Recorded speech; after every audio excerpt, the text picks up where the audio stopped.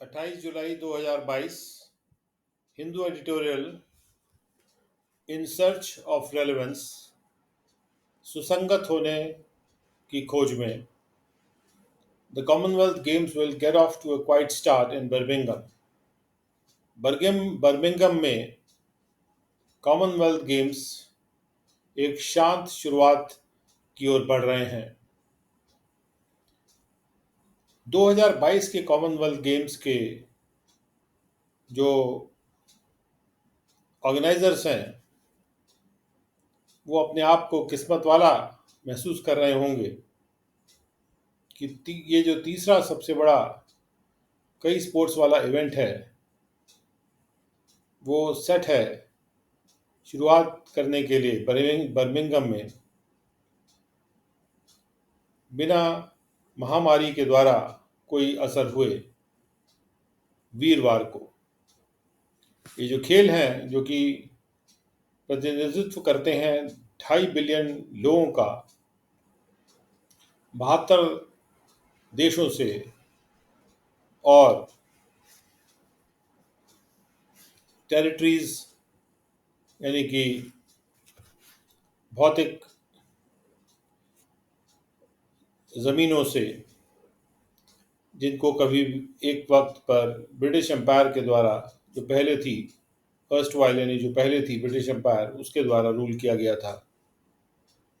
और ये जो खेल हैं ये कई सालों से इनको आयोजित किया जा रहा है, जबकि कॉलोनियल पीरियड के जो भावनाएं हैं उनके खिलाफ सेंटिमेंट्स रहते हैं। और क्योंकि ब्रिटिश ने सभी बहुत सारे देशों को अपनी कॉलोनी बना रखा था तो एंटी कॉलोनियल भावनाएं रहती हैं और बहुत सा खर्चा भी आता है ऐसे इवेंट को होस्ट करने में। उसके बावजूद ये खेल आयोजित किए जाते रहे हैं। लेकिन कॉमनवेल्थ गेम्स का फेडरेशन जो है उसने ये बात जोर दे के कही है कि ये जो खेल हैं इनमें विविधता है, जो कि इतनी विविधता है कि जो कि भारत को भी शामिल करती है, जिसके कि 130 करोड़ लोग हैं यानी 1.3 बिलियन लोग हैं, और नीयू को भी शामिल करती है जिसकी कि जो जनगणना है या जिसकी जनसंख्या जो है वो करीब केवल 2000 लोगों की ही है। और इतने विविध देश जो हैं इन्होंने प्रवेश किया है एक ऐसे युग में जो कि एक नवीनीकृत सुसंगतता का युग है इन खेलों के लिए। और इसको अंडरलाइन करते हुए बर्मिंघम जिसने दरबान को रिप्लेस किया था, पहले दरबान में ये खेल खेले जाने थे होस्ट सिटी के रूप में यानी मेज़बान सिटी के रूप में। बर्मिंघम ने दरबान को की जगह पर जगह ले ली थी और अब वो तैयार है कि वो 6,500 एथलीट्स को अकोमोडेट करेगा, शामिल करेगा। उनको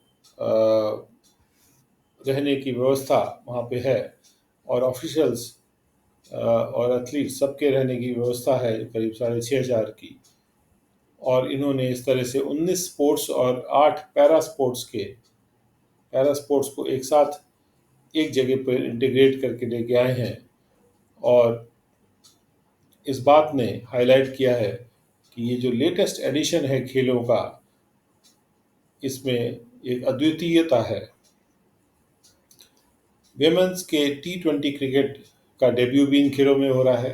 3/3 बास्केटबॉल हो रहा है और मिक्स्ड सिंक्रोनाइज्ड यानी कि पूरी तरह से एक सामंजस्य में जो स्विमिंग की जाती है वो नए नए लक्षणों में से एक होंगे इस पहले कार्बन न्यूट्रल गेम्स में, जहाँ पे कोई कार्बन न्यूट्रलिटी रहेगी यानी कि इन गेम्स को आयोजन में कोई भी नेट कार्बन एमिशन नहीं होगा, जो कि आयोजित किए जा रहे हैं एक अनुमानित बजट में जो कि करीब 800 मिलियन यूरो का बजट है।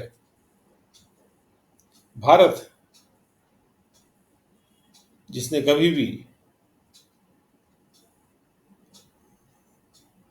ऊपर से 5 के बाहर कभी फिनिश नहीं किया है 2002 से।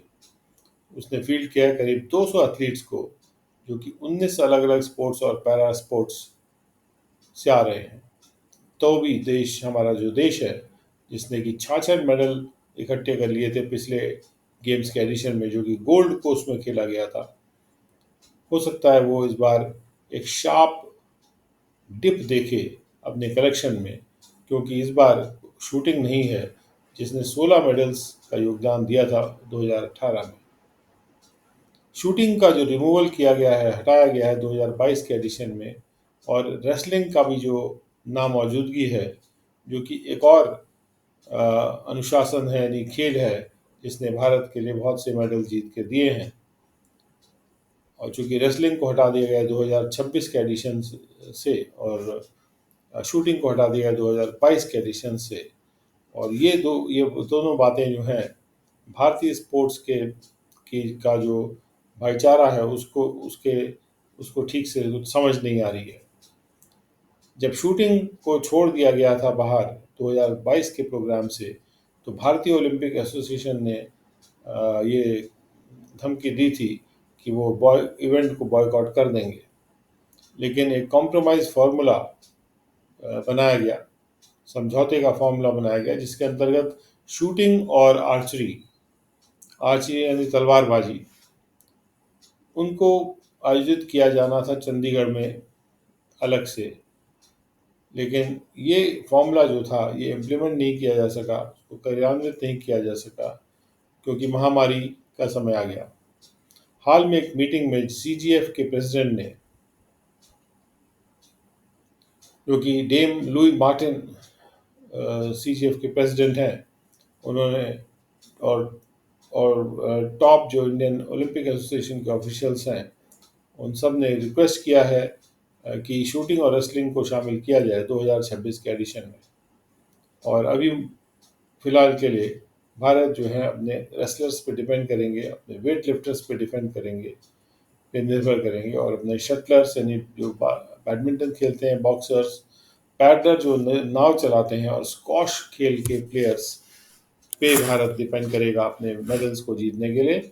और ओलंपिक चैंपियन और वर्ल्ड चैंपियनशिप के जो सिल्वर मेडल प्राप्त करने वाले हमारे जो भाला फेंकने वाले नीरज चोपड़ा हैं, उनके नामौजूदगी में, क्योंकि उनको चोट लग गई है, भारत आगे देखेगा कि इस तरह के लोगों की ओर देखेगा, जैसे स्टीपल चेजर अविनाश साबले, या लंबी जंप करने वाले एम श्री शंकर, और जेवलिन फेंकने वाले अन्नू रानी, कि वो हमारे सामान को डिलीवर करेंगे, यानी कि हमारे लिए पदक लेके आएंगे, अच्छा खेल का प्रदर्शन करेंगे। एथलेटिक्स में अगर हम लोग अच्छा खेल का प्रदर्शन करते हैं, तो उससे हमारा कुछ जो गर्व है वो वापस आएगा। जिसने बहुत शर्मनाक सिचुएशन फेस की थी, जबकि 3 एथलीट्स जो थे हमारे, वो पॉजिटिव टेस्ट कर गए थे ऐसे पदार्थों के लिए जिनको के ऊपर बैन लगाया गया है।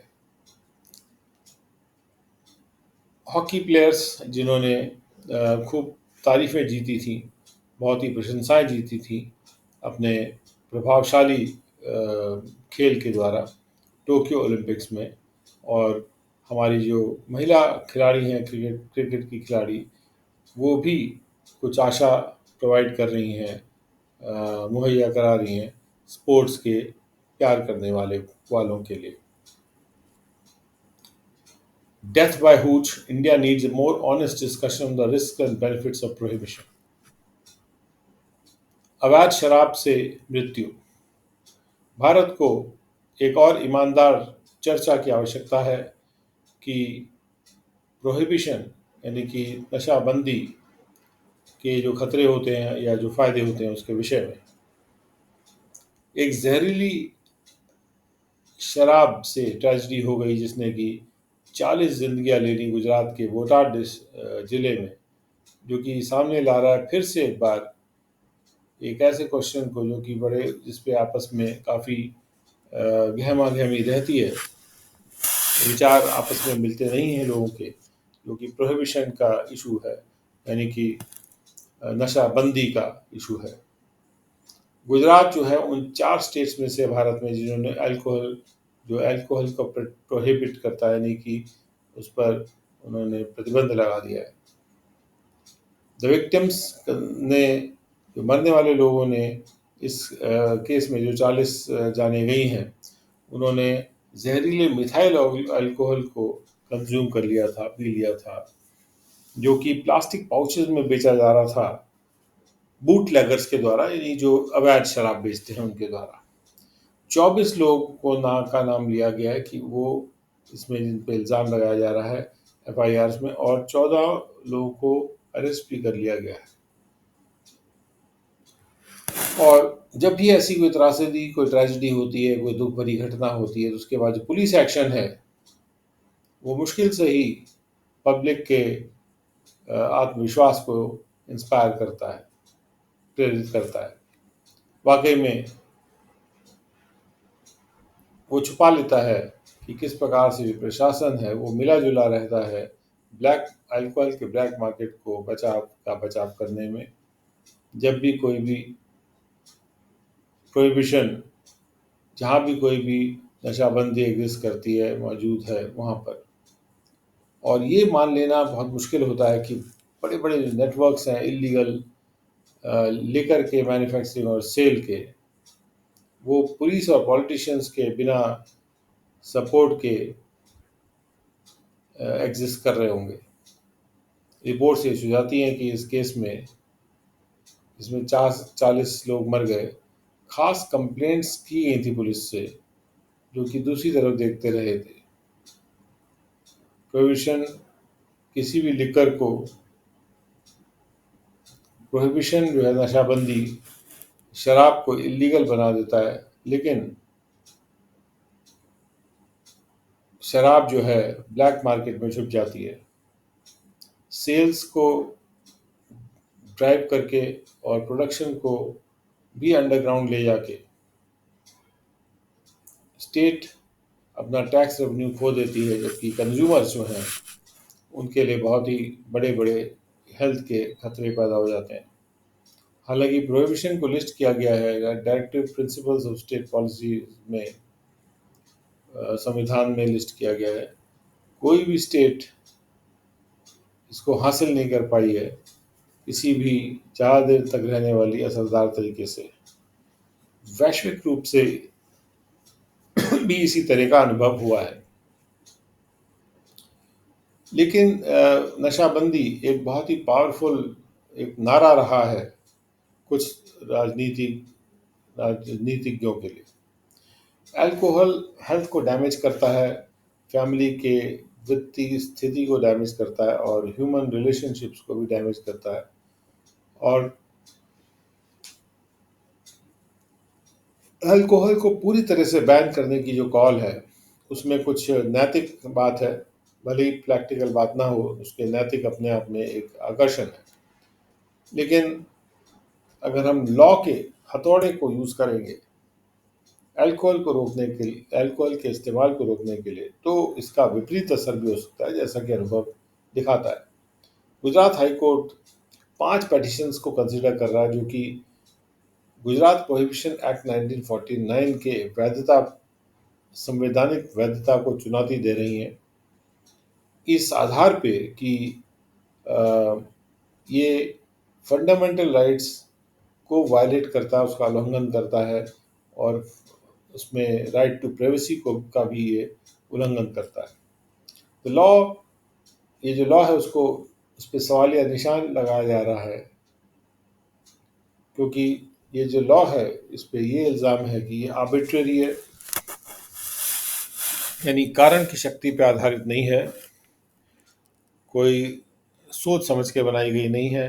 क्योंकि ये स्टेट के बाहर के टूरिस्ट को तो अलाउ करती है कि वो अल्कोहल पी सकते हैं स्टेट में। जो प्रोहिबिशन के लॉज हैं वो बहुत ही विस्तृत और हस्तक्षेप करने वाले पावर्स देती पुलिस को भी, जो कि कम से कम एक केस में, जो हाल में पास्ट में हुआ था गुजरात में, उन्होंने उस पार का इस्तेमाल किया था अपने राजनीतिक विरोधकर्ताओं के खिलाफ। एक तरफ तो नशाबंदी एक मौका प्रदान कर रही है रेंट कलेक्शन के लिए या टैक्स कलेक्शन के लिए, और दूसरी तरफ ये पुलिस को मौका दे देती है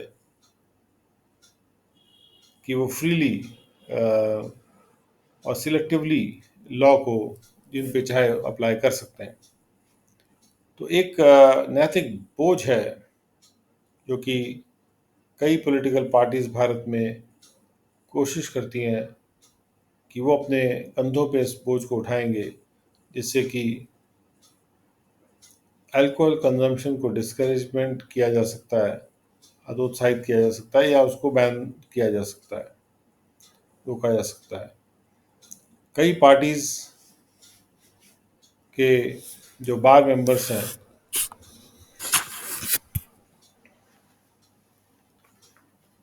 उनको भी अल्कोहल कंज्यूम करने से बार किया जा सकता है, रोका जा सकता है।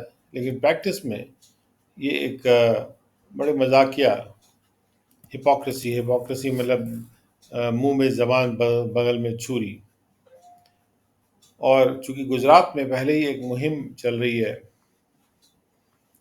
असेंबली इलेक्शंस के लिए, जो कि कुछ ही महीनों दूर हैं, जो त्रासदी हुई है उसने कांग्रेस को प्रॉम्प्ट किया है और आम आदमी पार्टी को भी ये को एक कारण दे दिया है, जिससे वो अपनी बंदूकों को केंद्रित कर सकते हैं रूलिंग भारतीय जनता पार्टी पे। बजाय इसके कि पुराने ख्यालातों से चिपके रहा जाए और असंभव लक्ष्यों से चिपके रहा जाए, सामाजिक सुधार के एक ऐसी लॉ को यूज़ करके जो कि लोगों को परेशान या दबाती है, ऐसे में ये ज़रूरी है कि और भी ईमानदार चर्चा हो नशाबंदी पे।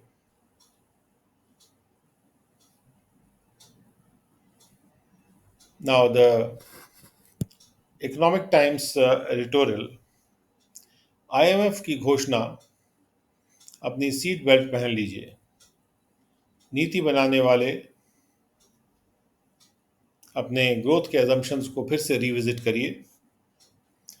आईएमएफ ने अपने ग्रोथ के प्रक्षेपण को भारत के लिए 0.8 परसेंटेज पॉइंट्स से नीचे कर दिया है और अब 7.4% का नया प्रोजेक्शन है इंडिया में 2022-23 के लिए। और ये भारत के फिजिकल और करंट अकाउंट पोजीशंस को और भी इम्बैलेंस में डाल सकता है। मर्चेंडाइज का जो एक्सपोर्ट है वो डिमांड के प्रति संवेदनशील होता है और उनसे अपेक्षा ये है कि वो उन पे प्रेशर आएगा जैसे जैसे विश्व की का अर्थव्यवस्था और ग्लोबल ट्रेड स्लो डाउन होते हैं, जबकि सप्लाई चेन में जो जो जो टूटपन है या रुकावट है वो बनी हुई है। दुनिया की जो सबसे बड़ी अर्थव्यवस्थाएं हैं और भारत के जो सबसे बड़े ट्रेडिंग पार्टनर्स हैं, उनसे अपेक्षा की जाती है कि वो उनका स्लो डाउन और भी तेज़ होगा 2022 में। यूएस जो है वो 1.4 परसेंटेज पॉइंट से नीचे जाएगा और चाइना 1.1 परसेंटेज पॉइंट से। और जैसे यूएस जो है फॉर्मर यानी पहले वाला यानी यूएस तैयारी कर रहा है एक हार्ड लैंडिंग की अपने युद्ध में मुद्रास्फीति के खिलाफ, और यानी फॉर्मर यानी यूएस और जो लेटर यानी चाइना अपने फ्रेश कोविड के फैलाव से के पकड़ से बचने की कोशिश कर रहा है और उससे जूझ रहा है, ग्रैपल कर रहा है। और एक हाउसिंग मार्केट की के बुरी हालत से भी वो जूझ रहा है। आईएमएफ इस बात को नोट करता है कि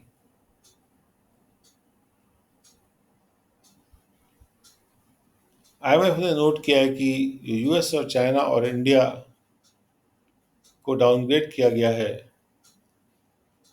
और उससे जो फोरकास्ट था ग्लोबल इकोनॉमिक ग्रोथ का 2022 में, उसको नीचे खींच के लाया गया है थोड़ा सा। आईएमएफ का लेटेस्ट रिवीजन जो है भारत के जीडीपी फोरकास्ट के साथ अलाइन हो गया है, और भारत का जो जीडीपी फोरकास्ट है आईएमएफ के द्वारा जो किया गया है, उसको आरबीआई के साथ वो अलाइन भी करता है।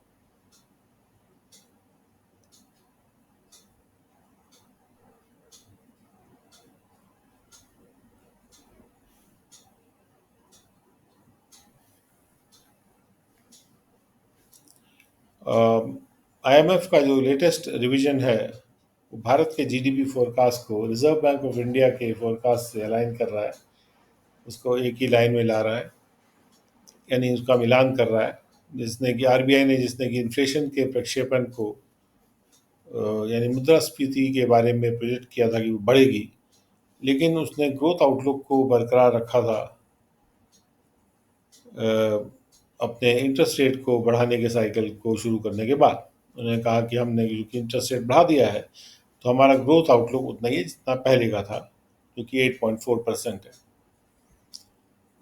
कुछ डिग्री का जो डिमांड का कंप्रेशन है, जो दब रही है डिमांड, वो भी मॉनेटरी टाइटनिंग के साथ साथ आएगी। कितना भी संवेदनशील अगर वो हैं कि वो एक सॉफ्ट लैंडिंग इंश्योर भी करना चाहें, फिर भी भारत के जो जो पॉलिसी बनाने वाले, नीति बनाने वाले लोग हैं, उनको अपने ग्रोथ के सोच विचार को रिविजिट करना पड़ेगा, यानी दोबारा उसके बारे में सोचना पड़ेगा। आईएमएफ ये देखता है कि सबसे बड़ा खतरा देखता है ग्रोथ के लिए भारत में, जो कि इंटरेस्ट रेट में बदलाव आ रहे हैं उसको लेके। जब भी एक स्लो डाउन होगा तो वो हमारे मेजरमेंट इंडिकेटर्स को, मैट्रिक्स को और बड़ा बना देगा, जो तय करेंगे हमारे बोरिंग की कॉस्ट को होम एंड अब्रॉड, यानी कितने दर पे लोन लिया जा सकता है। और फिर उसका असर जो है इकोनॉमी के पोटेंशियल पे करेगा, पड़ेगा असर, कि उनका बढ़ने का क्या पोटेंशियल है, यानी क्या चांस है बढ़ने का, कितनी उनमें सामर्थ्य है। आईएमएफ ने अपना भारत का जो फोरकास्ट है उसको भी कट कर दिया है। भारत की ग्रोथ के लिए अगले साल 6.1% का उन्होंने ग्रोथ का फोरकास्ट की दिया है।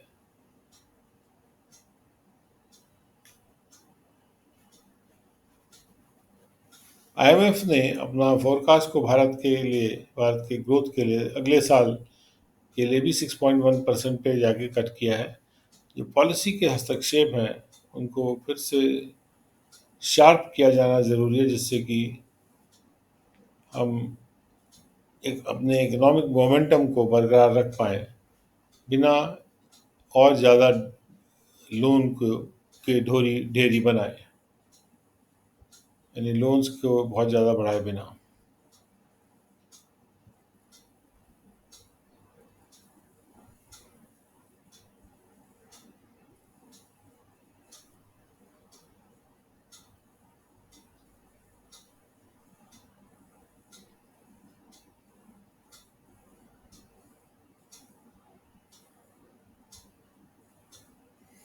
और यही नहीं,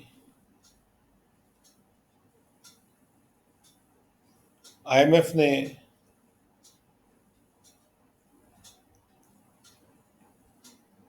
smart hands on the deck, यानी कि हमें शिप के डेक पे स्मार्ट हैंड्स चाहिए। आईएमएफ का जो हालिया ग्लोबल वैश्विक ग्रोथ का प्रोजेक्शन है, वो हो सकता है कि भारत के लिए बैड न्यूज़ ना भी हो, अगर भारत जो है अपने अपने पत्तों को ठीक से खेलता है। तो लेटेस्ट वैश्विक इकोनॉमिक आउटलुक रिलीज किया गया है ट्यूसडे को इंटरनेशनल मॉनेटरी फंड के द्वारा। उन्होंने उसमें जो प्रोजेक्ट किए ग्रोथ रेट वर्ल्ड इकोनॉमी के लिए वो 3.2% प्रोजेक्ट किए 2022 में, और 2023 में उन्होंने कहा है कि ये ग्रोथ 2.9% की होगी, और 3.6% से जो कि पहले प्रोजेक्ट की गई थी प्रत्येक साल के लिए उसको कम किया गया है। और इन नंबर्स को अगर हम परिप्रेक्ष्य में रखें तो इस साल में और अगले साल में जो दुनिया की इकोनॉमी है उससे अपेक्षा की जा सकती है कि वो एक ऐसे रेट पे ग्रो करेगी जो कि एवरेज डेकेडल ग्रोथ रेट से, जो कि 3.7 की एक दशक की जो एवरेज ग्रोथ रेट है उससे कम है, उससे धीमी है, जो कि कोविड के महामारी से पहले की जो एक दशक की एवरेज औसत ग्रोथ रेट थी, या जो ग्लोबल फाइनेंशियल क्राइसिस जब हुई थी 2008 में उसके पहले की जो ग्रोथ रेट थी 4.2% की, उसके मुकाबले में, इन दोनों के मुकाबले में इस वक्त विश्व की इकोनॉमी से अपेक्षा की जा रही है कि वो 3.2% पे ग्रो करेगा केवल। आईएमएफ ने इसका कारण ये बताया है कि ग्रोथ डाउनग्रेड इसलिए की जा रही है जिससे कि असाधारण तरह से मॉनेटरी पॉलिसी की टाइटनिंग हुई है पूरे देश, पूरे विश्व भर में, क्योंकि इन्फ्लेशन यानी मुद्रास्फीति हाई रही है और लगातार बनी रही है। तो जो कोविड के द्वारा प्रेरित लॉकडाउन का इम्पैक्ट है चाइना पे,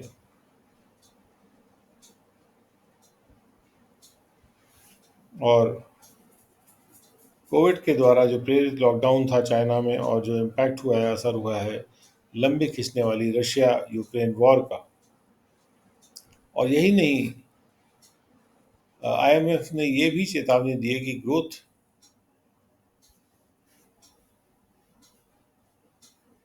इसके बाद जो है और भी धीमी हो जाएगी।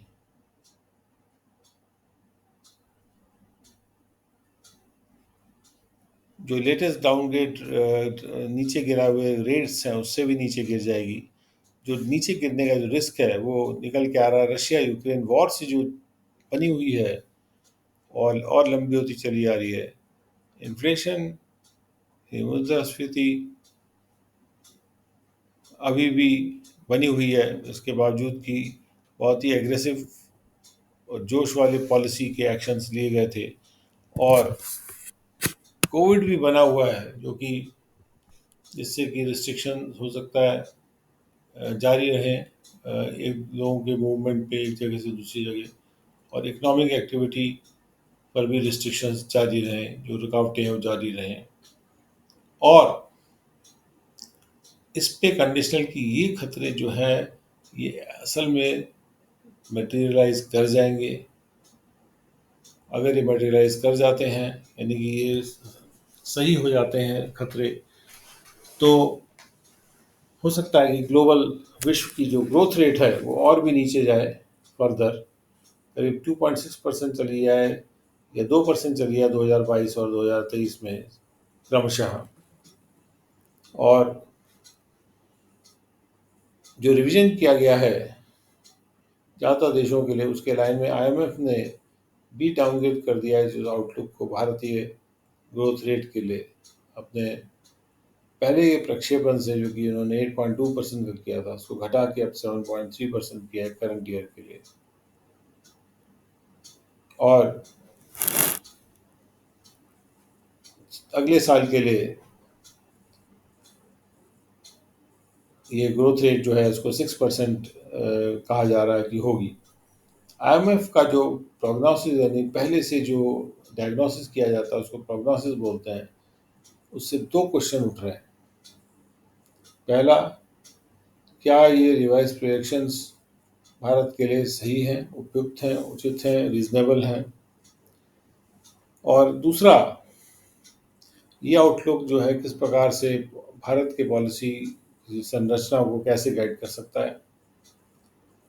जो डाउनग्रेड का जो मैग्नीट्यूड है, यानी कितना बड़ा डाउनग्रेड है इस साल का, ये चौथा सबसे बड़ा डाउनग्रेड है भारत के लिए। और यूएस, चाइना और जर्मनी के जो डाउनग्रेड हुए थे उसके मुकाबले में चौथा ही है, क्योंकि वो जो डाउनग्रेड थे वो 1.4, 1.1, 0.9 परसेंटेज पॉइंट्स पे किए गए थे क्रमशः। और जो डाउनग्रेड हो गई इन इकोनॉमीज को डाउनग्रेड किया गया है, उसका कारण ये बताया जा रहा है कि उनके अद्वितीय परिस्थितियां हैं, जिसमें कि ऊंचा और लगातार बना हुआ है मुद्रास्फीति, और यूएस ने जरूरी कर दिया है कि बहुत ही जोरदार पॉलिसी के मॉनेटरी पॉलिसी के एक्शंस लिए जाएं।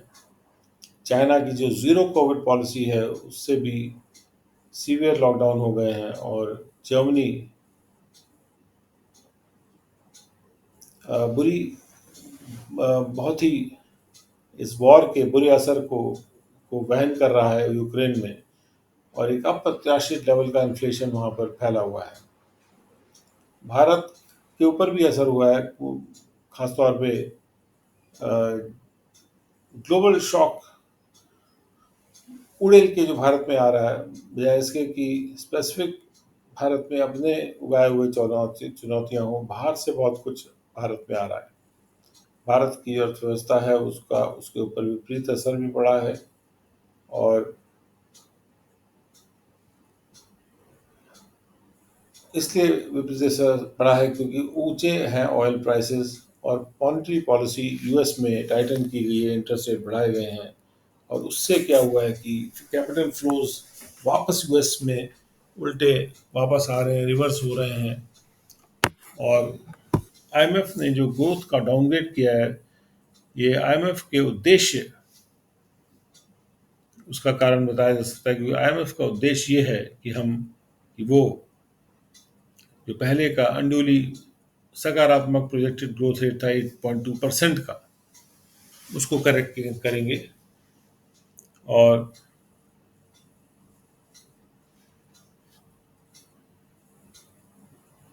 और जो स्पिल ओवर्स हैं, यानी कि दूसरे देशों में उसका असर आ गया है, उसको भी सही करेंगे।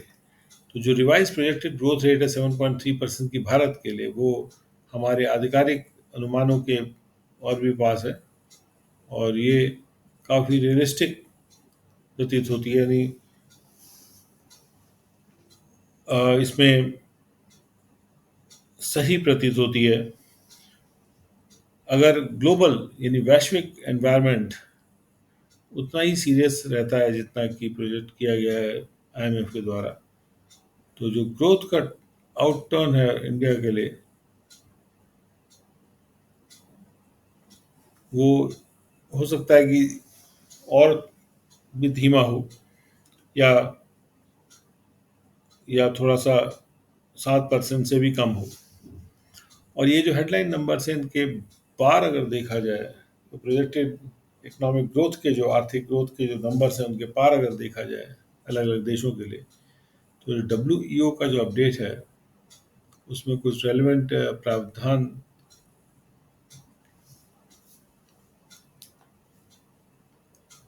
उसमें कुछ सुसंगत प्रोजेक्शंस हैं ऑयल प्राइसेस के, इन्फ्लेशन के, और ट्रेड की क्या क्या वॉल्यूम रहेगा उसके बारे में। और उसमें कहा गया है कि ऑयल प्राइस जो है वो इस साल पीक पे पहुंच जाएगा, और उसके बाद जो है फिर वो 12% डिक्लाइन कर जाएगा 2023 में। और ये कहा गया है कि ग्लोबल इन्फ्लेशन वो पीक कर जाएगी करीब 8% पर इस साल में, जबकि वो सेटल करके 6% के नीचे आ जाएगी अगले साल। और तीसरा जो इन्फ्लेशन का लेवल है एडवांस्ड इकोनॉमीज़ में, उससे अपेक्षा है कि वो नीचे आएगा 6.6% से, अगले साल वो 3.3% पे आ जाएगा। और जो ट्रेड आउटलुक है वो और भी सीरियस है, और उसमें एंटिसिपेट यानी पूर्वानुमान किया जा रहा है कि ग्रोथ केवल 4% की रहेगी इस साल में, और अगले साल वो गिर के 3% पे आ जाएगी। और भारत के परिवेश में अगर देखा जाए तो ये जो आउटलुक है ये ऑन बैलेंस सकारात्मक प्रतीत होता है। भारत जो है नेट इम्पोर्टर है ऑयल का, और भारत की जो ग्रोथ रेट है वो ऊंचे ऑयल प्राइसेस को के द्वारा शेव ऑफ कर दी गई है एक टेक्निकल अकाउंटिंग के तरीके से, क्योंकि ऊंचे ऑयल प्राइसेस से होता है कि हमारा इंपोर्ट बिल जो है ऑयल का वो बढ़ जाता है। अगर कोई भी रिडक्शन ऑयल प्राइसेस का होगा नियर फ्यूचर में, जैसा IMF ने प्रिडिक्ट किया है, तो उससे भारत का इंपोर्ट बिल और नीचे आ जाएगा और भारत की ग्रोथ रेट जो है फिर से बूस्ट हो जाएगी। ऑयल प्राइसेस और ग्लोबल इन्फ्लेशन के जो प्रोजेक्शंस हैं वो बहुत तीव्र न होकर बेनाइन हैं, और उसके साथ साथ कंबाइंड है प्रोजेक्शंस एक नॉर्मल मानसून के लिए, और ये इंगित करते हैं कि डोमेस्टिक इन्फ्लेशन बहुत जल्दी ही पीक पे पहुंच जाएगा। और इसका रिजल्ट ये होगा कि एक काफ़ी छोटी साइकिल होगी मॉनेटरी पॉलिसी टाइटनिंग की, और संभवतः वो जो है इसी फिजिकल ईयर में ख़त्म भी हो जाएगी। WEO के अपडेट्स के के अलावा जो दूसरे प्रिडिक्शंस किए गए हैं उन्होंने एक इसी तरह के रुझान को हाईलाइट किया है। हाल में एक ब्लूमबर्ग सर्वे ने इंडिकेट किया था कि US के पॉलिसी रेट्स से अपेक्षा ये की जा रही है कि वो पीक कर जाएंगे बाय अर्ली टू मिड 2023, और उसके बाद वो नीचे गिरने शुरू हो जाएंगे। ये जो डेवलपमेंट्स हैं ये हेल्प करेंगे कि ये फिर से नॉर्मलसी को वापस ले आएँ अंतर्राष्ट्रीय फाइनेंशियल बाज़ारों में, और इन्वेस्टमेंट के फ्लोज को इमर्जिंग मार्केट्स पे फिर से वापस ले आएँ, और जिसमें कि भारत भी शामिल होगा। तो ट्रेड आउटलुक जो हमारा इतना दुख वाला है, उसका बहरहाल एक विपरीत असर ना हो जाए भारत के ग्रोथ पे। और एक आशा की किरण ये है कि भारत जो है इसने एक एनकरेजिंग शो दिखाया है, हालांकि अभी भी वो नया है उसके बावजूद, और जो ट्रेड पॉलिसी है पिछले पास्ट ईयर में वो ठीक रही है, और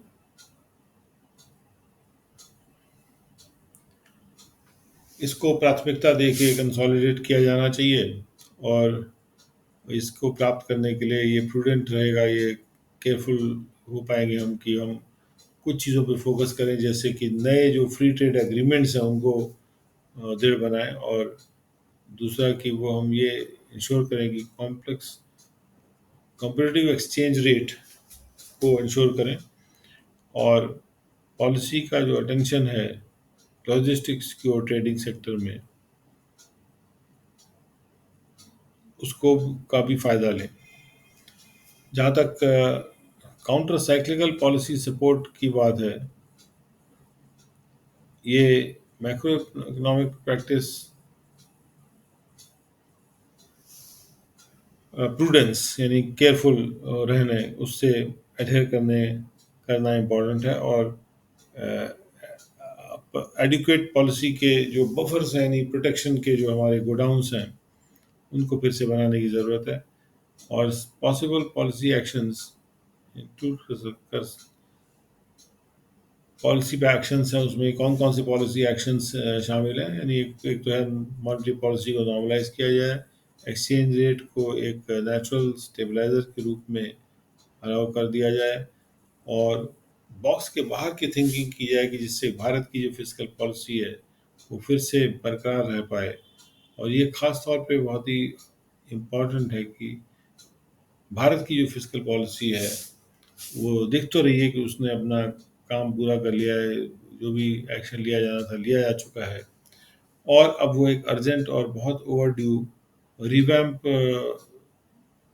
मांग रही है। जो लेखिका हैं वो डायरेक्टर जनरल हैं national council of applied economic research के लिए।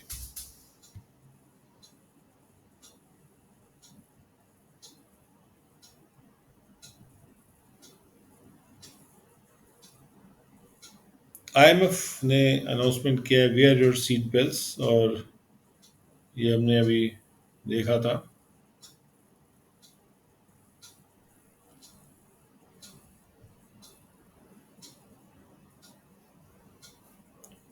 Free B is not taking the EC way out.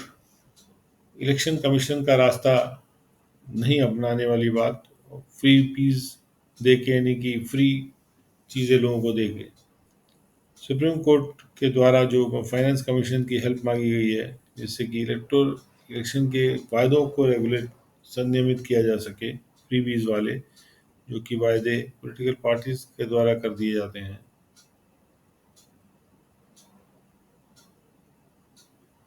और ये भी एक बहुत ही डेस्परेट, यानी जहाँ समझ में नहीं आ रहा क्या करें, ऐसा मेजर लिया गया है सुप्रीम कोर्ट के द्वारा। इलेक्शन कमीशन जो कि पॉन्टियस पायलट का खेल का जो किरदार है वो अदा कर रहा है। पॉन्टियस पायलट जो कि जज थे, जो उन्होंने क्राइस्ट को सजा सुनाई थी कि उनको सूली पे चढ़ा दिया जाए। और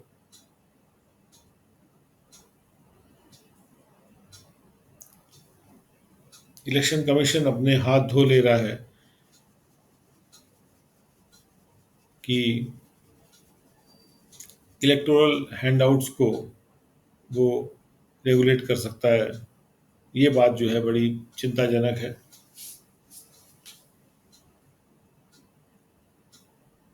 कि इलेक्शन के टाइम पे जो प्रोमिस की जाती हैं फ्री बीज की, उसको इलेक्टोरल हैंडआउट्स कहा गया है।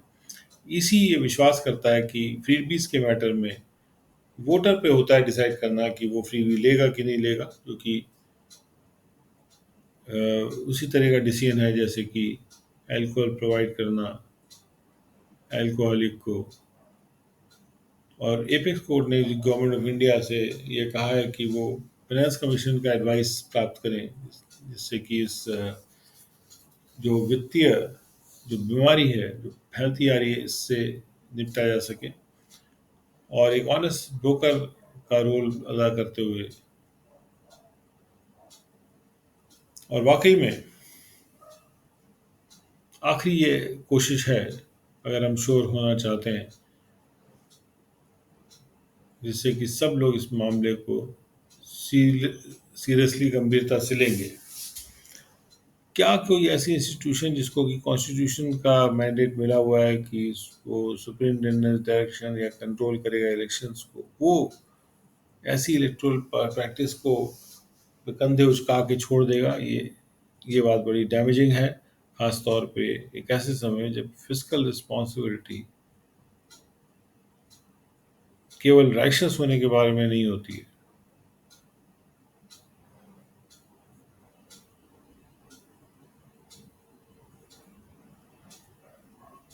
और एक केस लॉ है जो कि ये इस्टेब्लिश करती है कि इलेक्शंस जिनका कि रेफरेंस आर्टिकल 324 में है कॉन्स्टिट्यूशन के, वो इलेक्शंस एक पावर का रिजर्वायर है। रिजर्वायर यानी जहाँ पानी भरा होता है, एक पावर का रिजर्वायर है, जिससे कि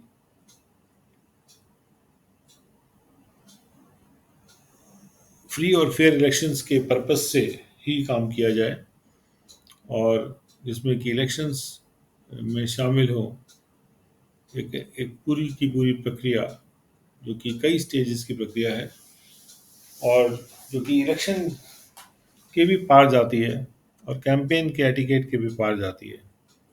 जो आई सही है ये कहते हुए कि ये तय करना कि यदि हमने इलेक्टोरल प्रॉमिस जो फ्रीबी की थी वो एक तरह से घूस देने के बराबर था कि नहीं था, जो कि इलेक्टोरेट में वोटर्स को दिया जाता है। और ये एक ऐसी कॉल है जो ईसी को लेनी चाहिए तय करने के लिए, और ओपन कोर्ट में सेशंस इनवाइट करके कि आगे का रास्ता क्या होगा। एपेक्स कोर्ट ने ये एक्नॉलेज किया कि ईसी जो शर्माता है, ईसी कि वो किसी भी इशू पे एंगेज नहीं करना चाहता, वो उसके कमीशन के रेमिट के, यानी उनको जो पावर दिया गया कमीशन को, उसके काफ़ी अंतर आता है। कोर्ट्स को लॉ के साथ चिपकना चाहिए और जूरिसडिक्शन से बाहर भागना नहीं चाहिए, जो कि अभी उसने किया है। और ये समझदारी वाली बात रहेगी कि इसी के लिए कि वो कोर्ट की बात सुने और उसको अपना कान दे, यानी उनकी बात को ध्यान से सुने।